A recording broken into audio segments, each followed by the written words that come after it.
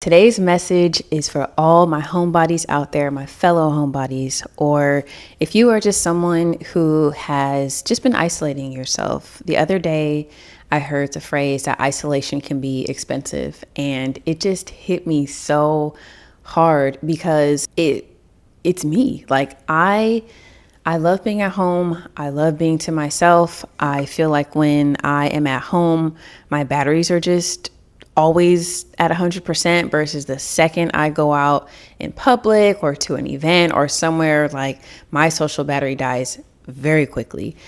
And when I heard the phrase that isolation is expensive, like I said, it really hit home, especially when you look at it from the sense of how many opportunities, I should say, have you missed by isolating yourself, or how much more is there out there for you to experience, but you're not able to because you've been isolating yourself. And I don't even think that isolation is just a physical thing. It could even just be you like to go out, but when you meet people, you are just putting up a wall, and then you are thus isolating yourself from just meeting new people and from building new relationships. All of those things are true for me. And it's the physical isolation of me just being comfortable being at home. It is the social isolation of not even allowing anyone the opportunity because I'm just distracted. I'm on my phone, or if I go out with someone else because I know that I don't want to go there alone,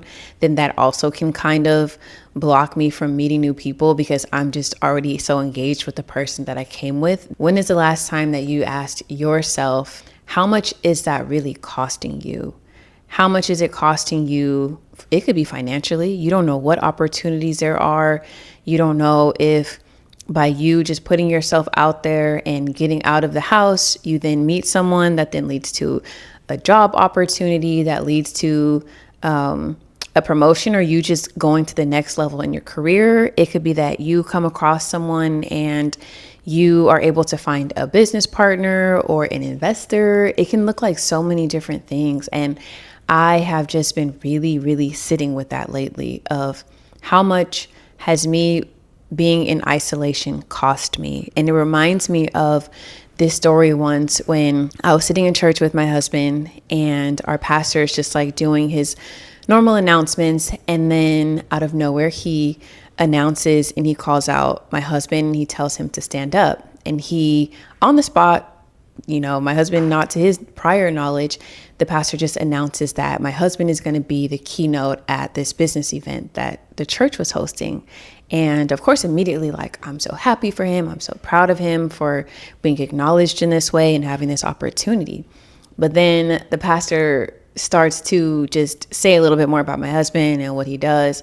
And he's like, because so-and-so, and he has this business and he's doing that, and he's a millionaire and all this stuff. And I just felt so I don't know if mortified is the word, but I just felt like, oh my gosh, I feel like he's exposing us, or he's putting this stuff out there, and I don't want people to look at us a certain way. I don't want to be judged. I don't want to be sized up. All of these different things are going through my head. Fast forward the next week, I was taking a class that was being offered at my church that the pastor was teaching. So I walk in and the pastor's like, I heard that you were mad at me. I was like, I'm not mad. And he's like, your husband told me that you were mad because, I basically called you guys out in church.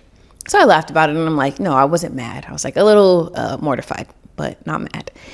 And he was just like, okay, I understand why you felt that way, but I also want to explain why I did it, or I want you to look at it from a different perspective. And he explained to me that I know you and your husband don't really like to gain attention. We don't need to broadcast who we are and what we do. He's like, I acknowledge that. However, also consider that there are so many people that want to get to the point that you guys are at. And I just wanted to put you guys in the spotlight in that moment because I wanted other people who look like you guys to be able to see what is possible for them. So when he put it that way, I was like, okay, I understand, that makes sense. And he also brought up the scripture. I don't remember it word for word, but it was a scripture about what is the use in lighting a candle and then hiding it under something. And I'll be sure to put it on the screen, or I'll put it in the description. But he used that scripture as an analogy to basically like letting your light shine. And what is the use in God blessing you with these things and giving you this certain skill set for you to then just hide that and not to let it shine, not as a way to try to gain attention or to just want to be in the spotlight or make it about you, but in a way that you are able to glorify God.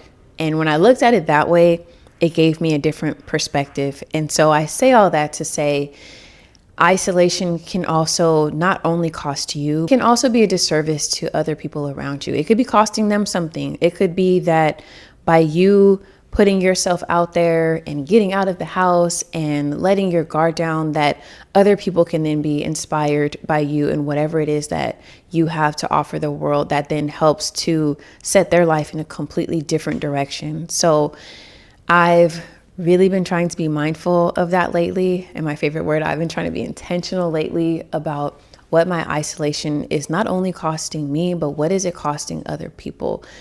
So that just looks like trying to be intentional about just getting out of the house, for me. So I've gone out 2 weekends in a row, which for me is huge. Like, again, I love being at home. I love just relaxing. Or if it's not at home, it's just at a family member's house, at my parents' house, at my mother-in-law's house, just spending time with family. But that's still isolation in some way. Yes, it's getting out of the house, but I'm not creating I'm not putting myself in new environments. So that looks like just finding somewhere new to go to tomorrow or this weekend or whatever that looks like for you. Whenever you have the opportunity to just allow yourself to be in a new environment around people that you don't know, or doing something that you've never done or that you haven't done in a long time. Just start with something little. It doesn't have to be that you need to like plan this elaborate vacation or outing, but just what is something local if your city has like a walking club, or if it's just you going to an event at the library, or you just saying yes the next time somebody invites you out. I know my default, at least in my head, is to be like, nope, don't want to go. I'd rather just kind of relax. I want to spend my weekends just recharging and relaxing, but just try saying yes the next time somebody invites you out to do something. Because remember, we don't know what it's costing us. We don't know if by us saying yes to that, then God could use something to try to speak to us or create an opportunity for us to minister to someone else. We just never know. So we don't know what is on the other side of us saying yes, what is on the other side of us just coming out of isolation and putting ourselves out there. So that is all that I have for today. I just thank you so much for taking the time to just sit with me and chat, and I will see you in the next video. Bye, guys.